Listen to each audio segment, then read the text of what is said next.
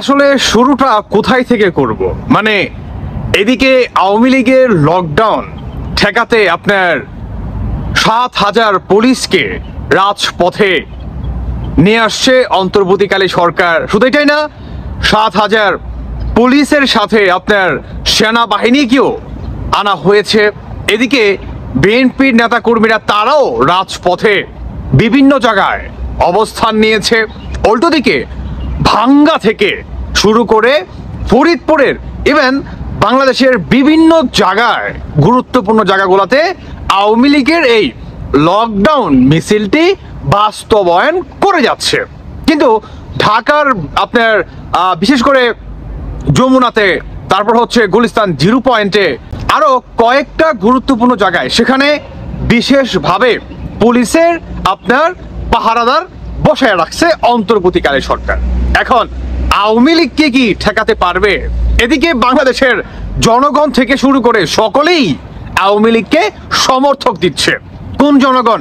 রিক্সা চালক থেকে শুরু করে সাধারণ পাবলিক। শুনে আসুন, বুঝে যাবেন। 13 তারিখ আর 14 তারিখ 15 তারিখে এটা বুঝি না, আমরা কোনো তারিখ বুঝি না। আমাদের নেত্রী যখন ডাক দিব তখন আমার জীবন দিতে প্রস্তুত। আমার এই দেশের দিকে ওই শেখ পরিবারের জন্য আমার এরকম মায়া লাগছে, গুলি যদি 10,000 লাগে বুলেট, কের আবু সাইদ, একটা আবু সাইদ আর শেখ হাসিনা আছে আমরা এই দেশকে রাজাকার মুক্ত, সন্ত্রাস মুক্ত, সাদাবাজি মুক্ত, দহল মুক্ত আমরা করবই করবো।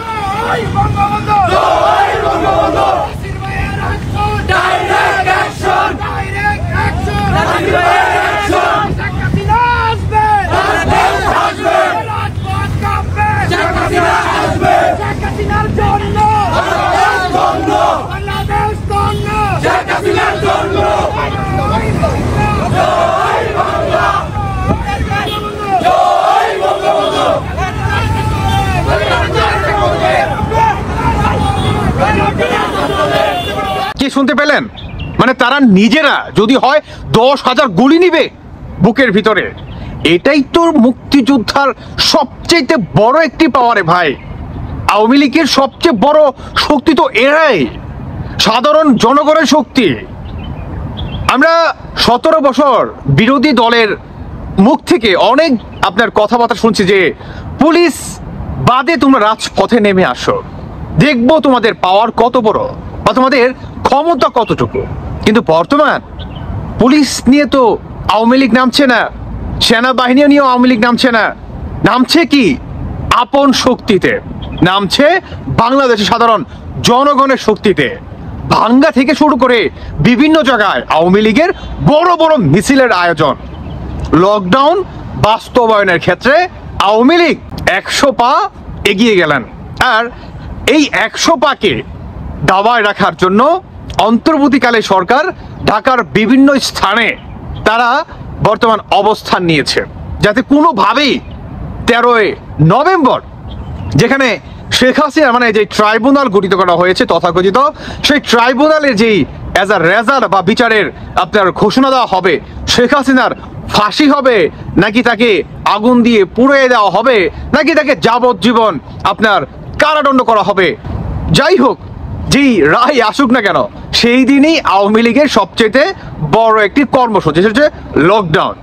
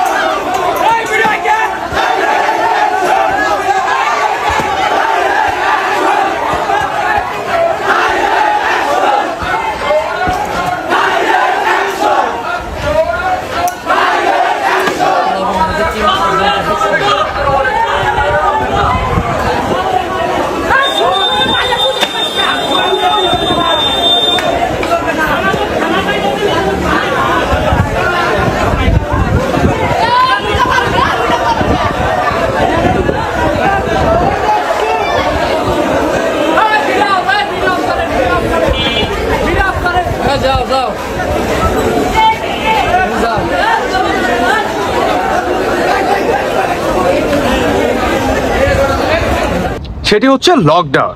এখন কথা হচ্ছে অন্তর্বর্তীকালে সরকার কি দাবায় রাখতে পারবে? পশ্চিমকালেও? আপনারা কি মনে করছেন বর্তমান আওয়ামী লীগকে ঠেকায় রাখতে সরকারের এই তৎপরতা? সব কিছু ভেদ করে আওয়ামী লীগ কিন্তু ভাঙ্গা থেকে শুরু করে বিভিন্ন জায়গায় ঠিকই লকডাউনের বিজয়ের মিছিলটি কিন্তু বের করে ঠিকই নিয়ে আসছে। এখন দেখার বিষয় 13ই নভেম্বর, আজকে 8, তাই না? আর মাত্র কয়েকদিন, দেখা যাক কি ঘটে ঢাকা শহরে।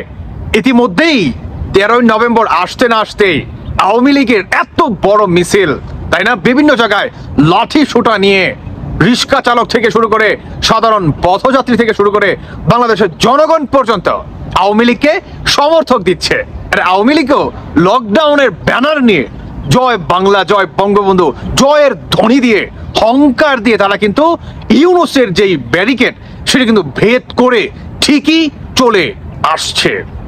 দেখা যাক এখন অন্তর্বর্তীকালে সরকার তার পুলিশ বাহিনীর দিয়ে বা তাদের যেই আপনার টুকাই বাহিনী আছে তাদেরকে দিয়ে কি দাবায় রাখতে পারবে দাবায় রাখতে? আমার মনে হয় না, কারণ আওয়ামী লীগ কোন দল তারা বোঝে নাই।